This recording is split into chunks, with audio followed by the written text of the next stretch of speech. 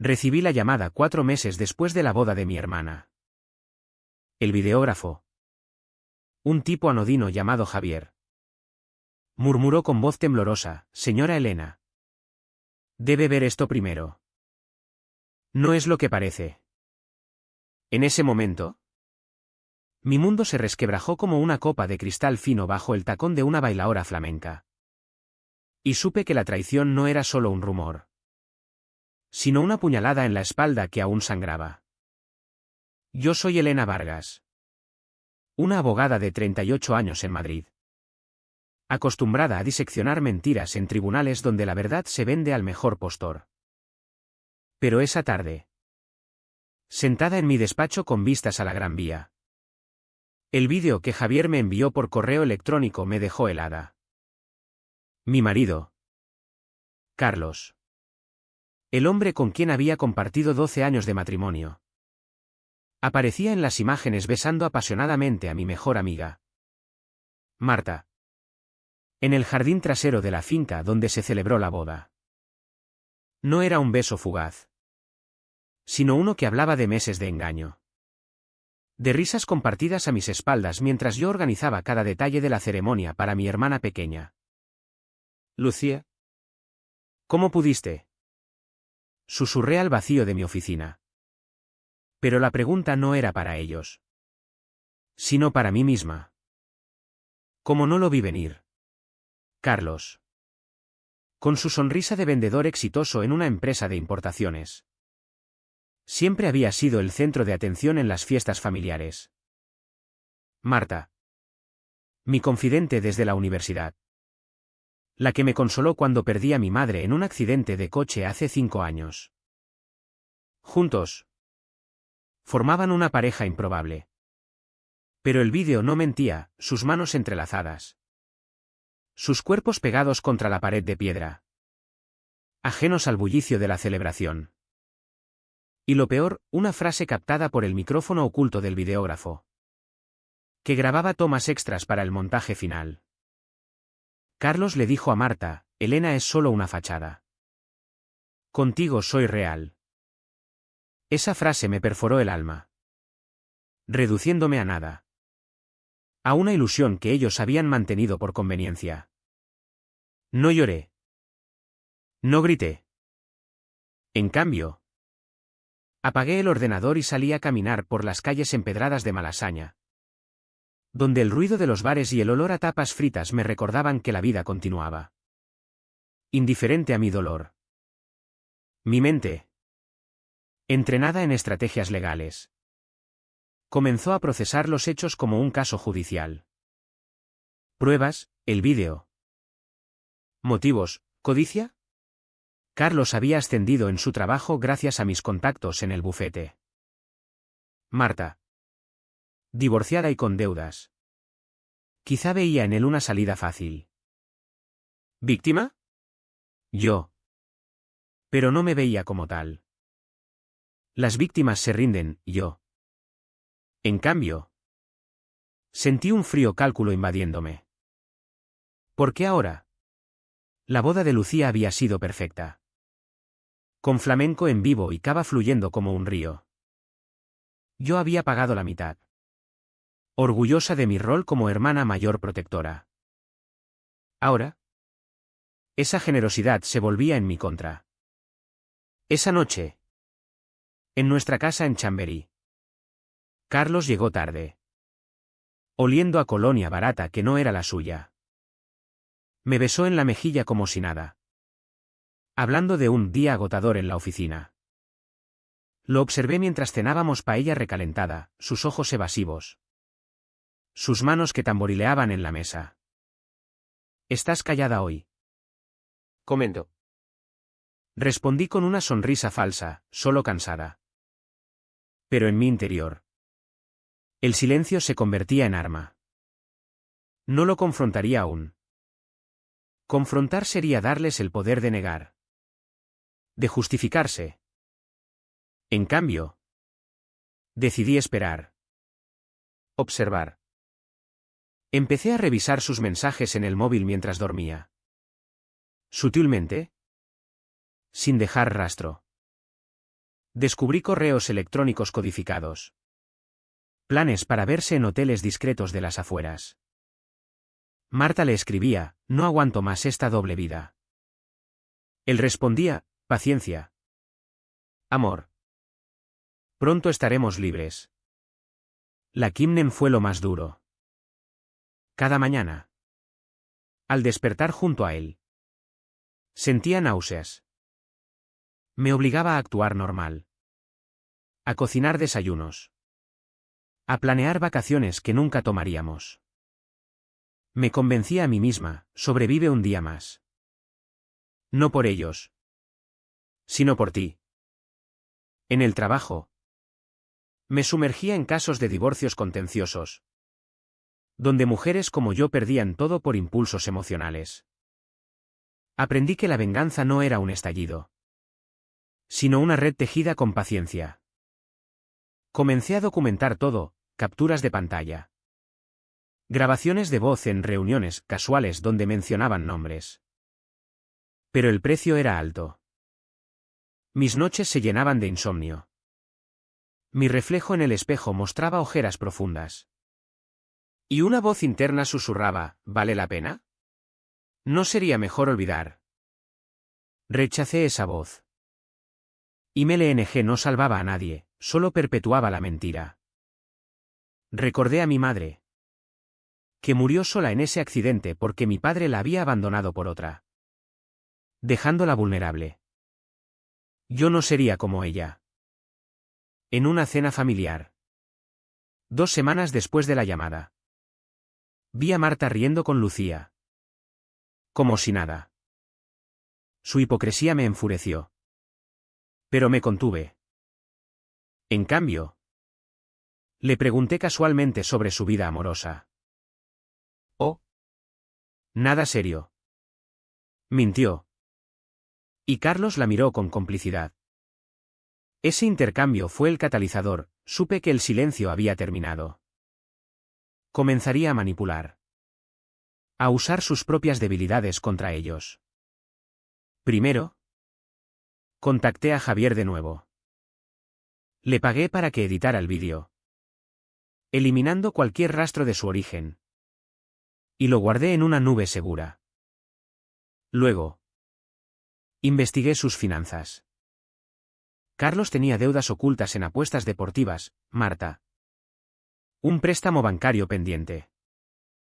Usando mis contactos en el bufete. Accedí a registros públicos sin violar la ley, todo legal. Todo tras consultas rutinarias. Descubrí que Carlos había transferido dinero de nuestra cuenta conjunta a la de Marta.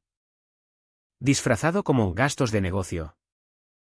Eso era fraude conyugal. Punible en España. El plan se formaba: no los destruiría de golpe. Sino gota a gota. Invité a Marta a un café en la Plaza Mayor. Fingiendo preocupación por su estrés reciente. Ella, confiada, habló de sus problemas económicos. Le ofrecí ayuda: puedo recomendarte un inversor. Era una trampa: el inversor era un colega que documentaría cualquier irregularidad. Mientras, con Carlos, empecé a sembrar dudas. Le conté anécdotas inventadas sobre infidelidades en el trabajo. Observando cómo palidecía. La gente siempre deja huellas. Dije casualmente. Su paranoia creció: lo vi chequear su teléfono con más frecuencia. Pero cada paso me costaba. Me sentía sucia. Como si estuviera perdiendo mi esencia. ¿Era esto justicia o solo rabia enmascarada? En una noche de tormenta. Sola en el balcón.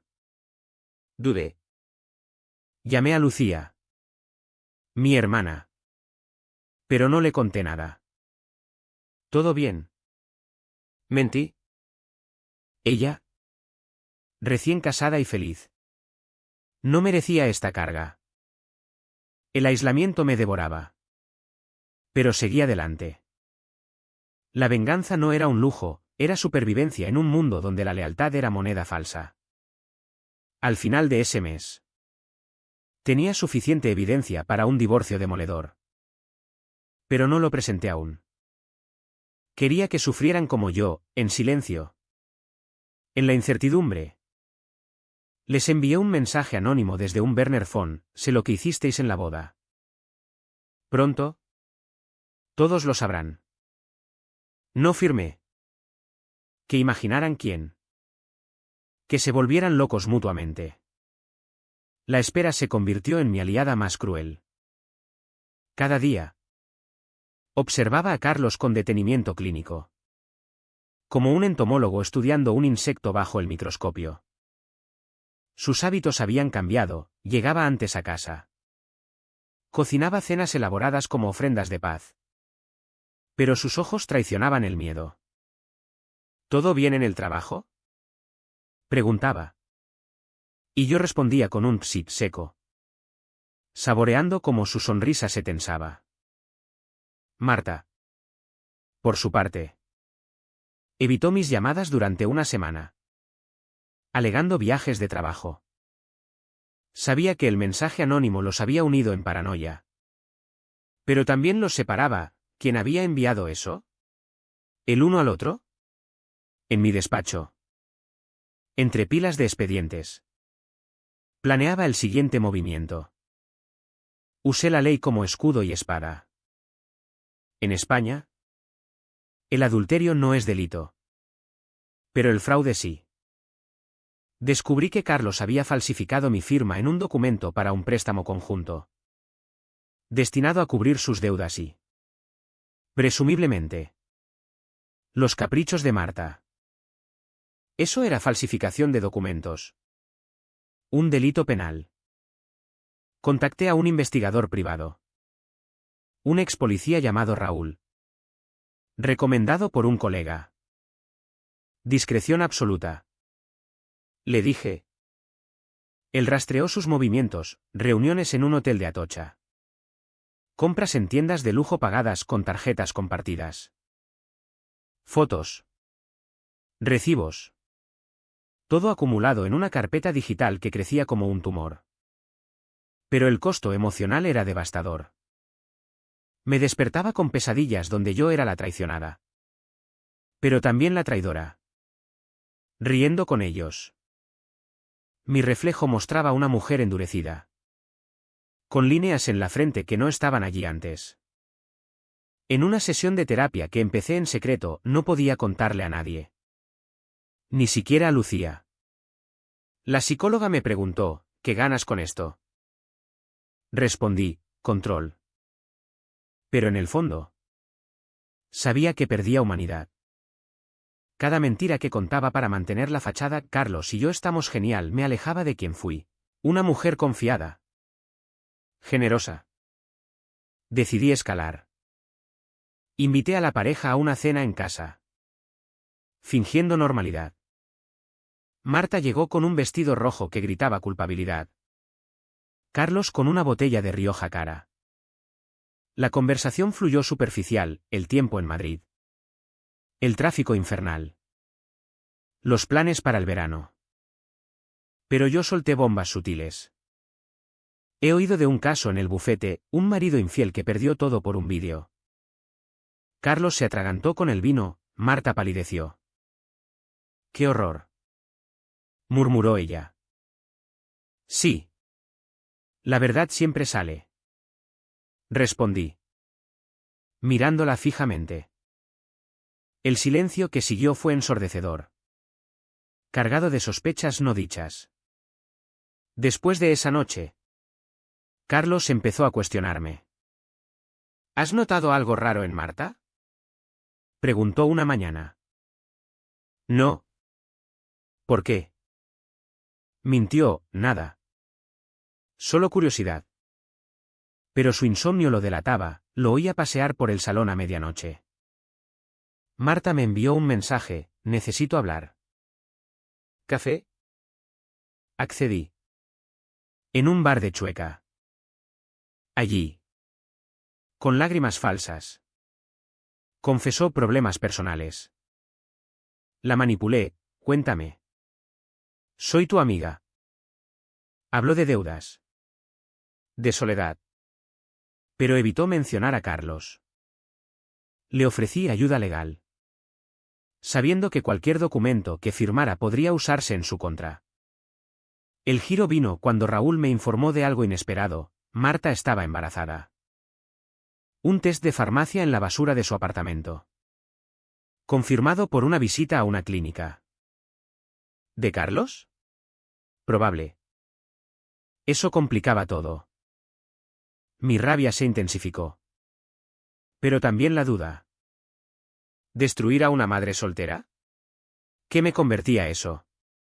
Pasé días debatiendo internamente, caminando por el Retiro bajo el sol implacable de junio. IMLNG no salva a nadie, me repetía. ¿Pero vi el niño? Decidí usar eso, no para herir al inocente, sino para forzar una confesión. Envié otro mensaje anónimo. Esta vez con una foto borrosa del hotel: felicidades por el bebé. ¿Elena lo sabe? El pánico los golpeó. Carlos confrontó a Marta por teléfono: lo grabé con una oculta. ¿Alguien sabe?, gritó él. Ella lloró: tenemos que decírselo. Pero no lo hicieron. En cambio, planearon huir: billetes a Barcelona. Una nueva vida. Lo supe por Raúl. Era el momento de actuar. Presenté la demanda de divorcio, adjuntando evidencia de fraude. El juez, un viejo conocido, aceleró el proceso. Carlos fue notificado en su oficina: lo vi salir pálido, llamándome desesperado. ¿Elena? ¿Qué es esto? ¿La verdad?, respondí fríamente. Negó todo al principio, pero el vídeo lo acorraló. Fue un error, suplicó. Errores tienen consecuencias, dije. Marta, al enterarse, me visitó en el bufete. Por favor, no involucres al bebé. Su inteligencia brillaba: no suplicaba piedad, sino negociaba. Retira la demanda, y te doy lo que quieras. Pero yo tenía la ventaja. Firma esto, renuncia a cualquier reclamo sobre bienes conjuntos. Lo hizo, temblando.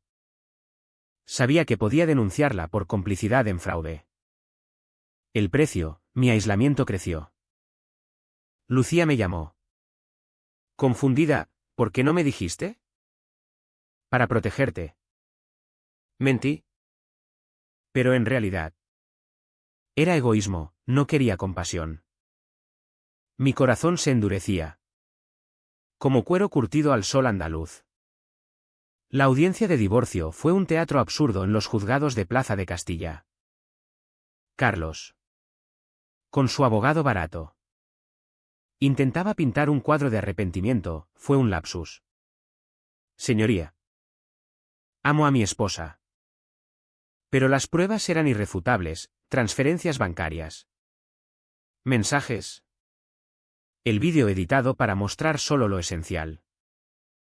El juez, una mujer de mediana edad con ojos cansados, dictaminó a mi favor: disolución del matrimonio, reparto desigual de bienes: yo me quedé con la casa y la mitad de sus ahorros, y una orden de alejamiento temporal. Carlos salió humillado, mirándome con odio puro. Te arrepentirás, murmuró al pasar. No me arrepentí. Pero el vacío posterior fue abrumador. Sola en la casa ahora mía. Los ecos de nuestras risas pasadas me torturaban. Empecé a beber más. Un Rioja solo por las noches, para adormecer la culpa que crecía. ¿Había ido demasiado lejos? Marta, con su embarazo avanzando, perdió su trabajo en una agencia de publicidad: rumores que yo sutilmente esparcí a través de contactos. No la destruí directamente, usé la red social de Madrid, donde las reputaciones se quiebran con un susurro. Un amigo común accidentalmente mencionó su affair en una cena. El estigma en nuestra sociedad conservadora hizo el resto. Observé su caída desde lejos. Raúl me actualizaba, Marta viviendo con su madre en un piso pequeño de Vallecas. Luchando con náuseas y facturas. Carlos. Degradado en su empresa por problemas personales. Buscaba apartamentos baratos. Su inteligencia los salvaba de la ruina total. Carlos encontró un empleo menor en Valencia. Marta solicitó ayudas estatales. Pero el estrés los envejecía. Yo. En cambio, ascendí en el bufete. Un caso ganado contra una corporación corrupta me dio notoriedad. Ironía, usaba habilidades afiladas en mi venganza para avanzar profesionalmente. Pero el espejo no mentía. Mis pensamientos se volvían oscuros. Lógicos pero fríos. Ellos lo merecen. Me decía. Pero dudaba en momentos de debilidad. Una tarde. En una misa en la Almudena. No soy devota. Pero busqué paz. Recé por perdón. Salí peor, la fe no borraba el rencor. En cambio, planeé el siguiente paso, exponerlo socialmente. Creé un perfil falso en redes, publicando insinuaciones sobre traiciones en bodas madrileñas. No nombres, pero detalles suficientes para que el círculo familiar murmurara. Lucía me confrontó en una comida. Elena, ¿qué pasa con Carlos y Marta? Hay rumores. Confesé parcialmente, me traicionaron. Lloró, sintiéndose culpable por la boda. Debería haber visto algo. La consolé. Pero internamente. Usé su dolor para justificar el mío. No te preocupes, yo me encargo. Eso era, me había convertido en la protectora vengativa. Manipulando emociones familiares. Marta me llamó. Su voz quebrada, para. Por favor. El bebé nacerá pronto. Su astucia brillaba aún. Si sigues. Te denuncio por acoso. Reí internamente, no había pruebas directas. Hazlo. Respondí. Veremos quién gana. Colgué. Pero temblaba. ¿Era esto yo? La mujer que ayudaba a víctimas ahora victimizaba. Carlos intentó reconciliación, flores en mi puerta. Notas de perdóname. Las quemé. En una reunión accidental en un supermercado. Me enfrentó, estás destruyéndonos. Vosotros me destruisteis primero. Repliqué. Su mirada. Mezcla de rabia y remordimiento. Me inquietó. Era humano. No un monstruo. Eso complicaba, la venganza perdía pureza. El clímax sutil vino en una fiesta familiar por el cumpleaños de mi tía. Invité a ambos. Sabiendo el caos. Llegaron por separado. Tensos. Conversaciones evitadas. Miradas acusadoras. Yo. En el centro. Sonreía. Un primo borracho soltó, ¿es verdad lo de la FAIR? El silencio cayó como una guillotina. Marta huyó llorando, Carlos se fue furioso. Lucía me miró horrorizada, ¿tú lo sabías? Sí. Admití. Y no hice nada. Al principio. Esa noche. ¿Sola? Cuestioné todo. El precio, mi familia dividida. Mi alma fracturada. Pero retroceder era imposible, la máquina estaba en marcha. Los meses siguientes fueron un juego de ajedrez donde cada movimiento costaba una pieza de mí. Carlos se mudó a Valencia. Pero no escapó. Usé contactos en su nueva empresa para sugerir revisiones financieras, descubrieron irregularidades pasadas. Despidiéndolo. No fui yo directamente, siempre capas de denegabilidad. Pero su inteligencia lo hizo sospechar. Me envió un email, sé que eres tú. Detente o te arrastraré conmigo. Amenaza vacía, no tenía pruebas. Pero me hizo pausar. Reflexionar sobre el abismo. Marta dio a luz a una niña. Sola en un hospital público. Enterada por Raúl. Sentí un pinchazo, ¿culpa? No exactamente, más bien. Reconocimiento de que mi venganza tocaba inocentes. Visitó a un abogado. Intentando demandarme por difamación. Mi bufete la representó ironía suprema. Pero yo saboteé sutilmente, documentos perdidos. Consejos erróneos. Perdió el caso. Pagando costas. Su madre me llamó, eres un monstruo. Colgué. Pero las palabras resonaron. Mi vida profesional florecía, socia en el bufete. Casos de alto perfil. Pero personalmente. Un desierto. Amigos se alejaban. Oliendo el drama. Lucía distanciada, has cambiado. ¿Elena? Tenía razón. Mis pensamientos eran cálculos constantes. ¿Qué siguiente debilidad explotar? Carlos encontró trabajo en un bar, Marta. Subsidios. Sufrían. Pero resistían. Eso los hacía peligrosos, gente acorralada muerde. Un día. Carlos apareció en mi puerta. Magro. Ojeroso. Hablemos. Lo dejé entrar. ¿Curiosa? Confesó todo, el affaire empezó hace un año. Por soledad en mi ausencia laboral. Te amaba. Pero me sentía invisible. Lágrimas genuinas. Dudé, perdonar. No. Sal. Dije. Pero su humanidad me erosionó. Esa noche. Bebí hasta olvidar. Escalé, filtré el vídeo a un blog anónimo de chismes madrileños. Viralizó en círculos locales. Carlos perdió amigos, Marta. Su reputación. Llamadas de acoso los acosaron. Satisfacción momentánea.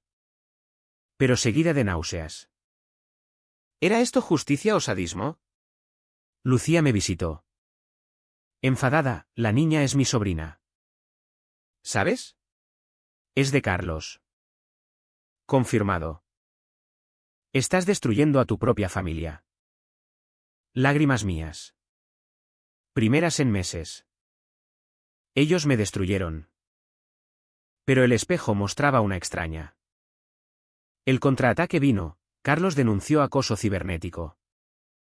Policía investigó, mi IP oculta. Pero cerca.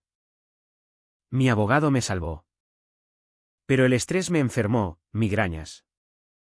Ansiedad. La psicóloga dijo, estás perdiendo el control. Lo sabía. Marta. Astuta. Contactó a la prensa, una entrevista anónima sobre venganza de una ex. No me nombró. Pero insinuó. Rumores en el bufete. Mi jefe preguntó, ¿problemas personales? Negué. Pero la duda plantada. No podía parar. Envié evidencia de fraude a Hacienda, multas para ambos. Pagaron. Arruinados. Pero yo pagaba con Aisel Aschen, noches solo con vino y remordimientos. El punto de no retorno llegó en otoño. Con hojas cayendo como mis ilusiones pasadas. Carlos. Desesperado. Intentó suicidio, pastillas. Salvado por un vecino. Hospitalizado en Valencia. Lucía me informó, es tu culpa. Corrí allí. Viéndolo postrado. ¿Elena? Murmuró. Perdóname. No respondí, salí. Temblando. Su acto me forzó a confrontar, mi venganza lo había empujado al borde. ¿Era yo la villana ahora? Marta. Con la bebé. Me escribió, basta. Por la niña. Adjuntó foto, una criatura inocente. Dudé días. Paseando por la Castellana. La voz interna, IMLNG no salva. Pero esto destruye. Decidí un último golpe, demandarlos por daños emocionales en divorcio residual. Gané compensación. Pero vacía. Mi transformación era completa, fría. ¿Calculadora? Sola. Amigos idos. Familia fracturada. En terapia. Admití, he perdido mi humanidad. Pero seguí. Porque parar admitiría fracaso. Carlos se recuperó. Mudándose a Andalucía. Trabajando en turismo. Marta criaba sola. Resiliente. Su inteligencia encontró apoyo en grupos de madres. Eso me enfureció, planeé más. Pero agotada. Una noche. Anónima. Visité a Marta. Soy yo. Dije. Ella. Calmada, lo sabía. ¿Qué quieres? Nada. Mentira, quería ver su sufrimiento. Pero vi fuerza. Has ganado. Dijo. ¿Pero a qué precio? Salí. Cuestionando. El bufete me promovió. Pero rechacé, burnout. Viajé a Sevilla. Buscando raíces. Flamenco en tabernas me recordó pasión perdida. Regresé cambiada. Pero no redimida. La venganza culminó en una carta, evidencia a sus nuevos jefes. Perdieron empleos de nuevo. Satisfacción fugaz. Seguida de vacío.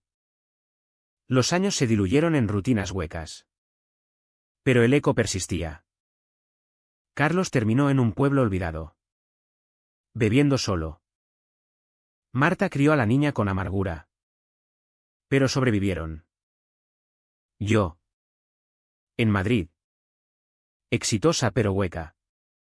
Me preguntaba en noches solitarias si la traición inicial valía esta cadena de destrucción. Lucía me evitó, la familia susurraba.